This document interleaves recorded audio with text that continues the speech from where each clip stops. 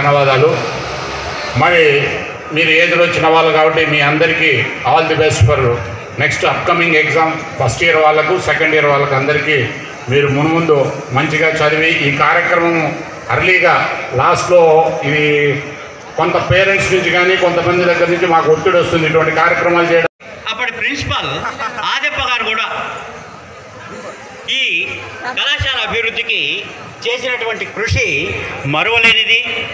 అభివృద్ధిలో అందరూ కూడా భాగస్థులయ్యారు. ఆ తర్వాత ఎవరు మన మేనేజ్మెంట్తో పాటు పూర్తి స్థాయి ఎడ్యుకేషన్ మీద అవగాహన ఉన్న వ్యక్తులుగా, ఒక ఎడ్యుకేషన్ సంస్థ స్థాపించిన అవగాహన ఉన్న వ్యక్తుల పిల్లలుగా మరి ఈ క్వాలిటీస్ అన్నీ మీలో ఉంటేనే భవిష్యత్తు లీడర్స్ అవుతారన్న ఉద్దేశంతో మరి ఇటువంటి కార్యక్రమాలకు ముందు మరి మేనేజ్మెంట్ మరి ప్రిన్సిపల్కి అందరికీ పర్మిషన్ ఇచ్చి ముందుకు తీసుకుపోయింది.